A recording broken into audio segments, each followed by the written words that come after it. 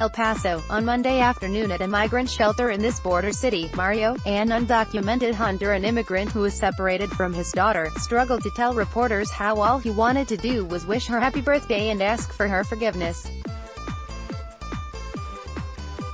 On Thursday, he said he's had the chance to do both after finally learning his 10-year-old daughter's location. "She's somewhere in El Paso," he said, "and she's safe.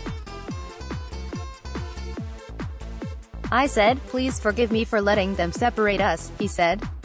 "But she's a smart girl, and she understood that the most important thing is that we're going to be able to be together." Mario was one of 32 undocumented parents who had been separated from their children after being apprehended or turning themselves into federal border officers under a zero-tolerance policy on undocumented border crossers that's led to more than 2,300 children being separated from their parents.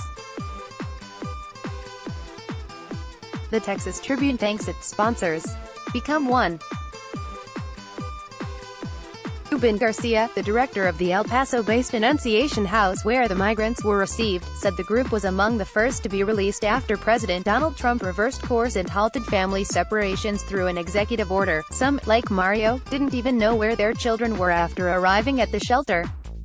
Garcia said about a dozen parents from that group remain at the shelter, and all of them now know where their children are, although not all have been able to speak to them.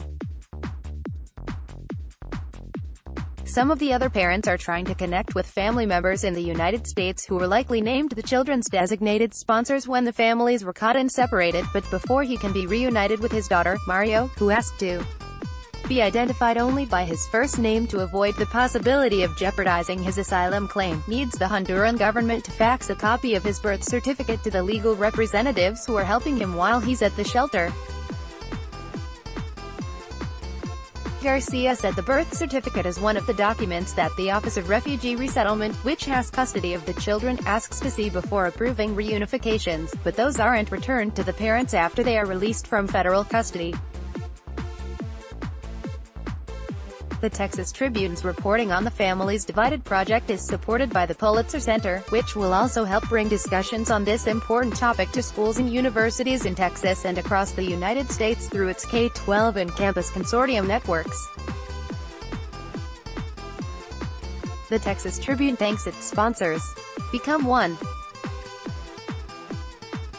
And so when you talk to or you say, "ICE took my birth certificate," and they'll say that ICE and or don't talk to each other, Garcia said. "It's just a problematic system." A spokesperson with the ICE field office in El Paso said the agency does not keep identifying documents once an immigrant is released from its custody. Garcia said most of the parents who were apprehended and separated will likely be reunited with their children wherever the designated sponsor is located because that's a faster option than starting the process over to bring the parent and child together.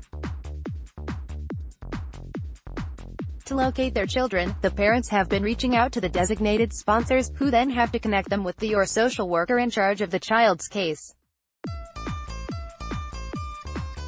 Call the sponsor, and he or she gives the parent the name and phone number of the social worker, Garcia said. "That doesn't tell me where my kid is, that just tells me who the social worker is. I call the social worker, and that's when I find out my kid is in Chicago or New York or wherever." Read related Tribune coverage.